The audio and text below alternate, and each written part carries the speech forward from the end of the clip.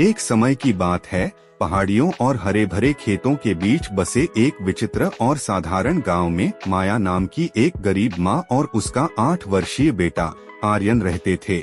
वे पूरे गांव में सबसे दयालु और सबसे मेहनती जोड़ी के रूप में जाने जाते थे, लेकिन उन्हें गुजारा करने के लिए संघर्ष करना पड़ता था।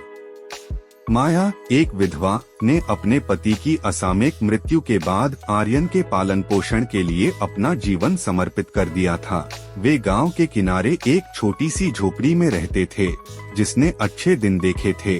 माया हाथ से बने गुब्बारे बेचकर गुजारा करती थी, जिन्हें वह प्यार और देखभाल से बनाती थी। हर दिन वह रंगीन गुब्बारों में हवा भरती थी और उन्हें एक लकड़ी की गाड़ी में बांधती थी, जिसे आर्यन गांव की पथरीली सड़कों पर धकेलने में मदद करता था।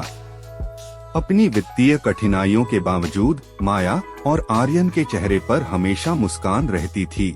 वे सकारात्मकता और दयालुता की शक्ति में विश्वास करते थे, जिसने उन्हें ग्रामीणों का प्रिय बना दिया। उनके गुब्बारों ने बच्चों और वयस्कों को समान रूप से खुशी दी और उनकी उपस्थिति सभी के लिए प्रेरणा का स्रोत थी।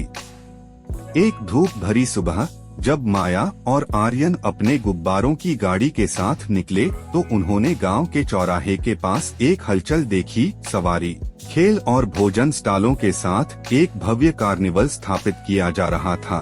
ग्रामीण उत्साहित थे, लेकिन माया और आर्यन को दुख का एहसास हुआ।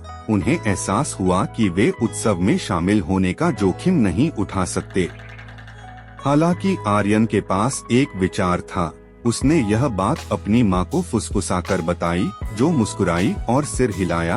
वे जल्दी से घर वापस आए और घंटों तक अथक परिश्रम करके अब तक के सबसे सुंदर और अनूठे गुब्बारे तैयार किए। माया की उंगलियां तेजी से आगे बढ़ी, प्रत्येक गुब्बारे में जादू बुना, जबकि आर्यन ने जटिल डिजाइनों में मदद की।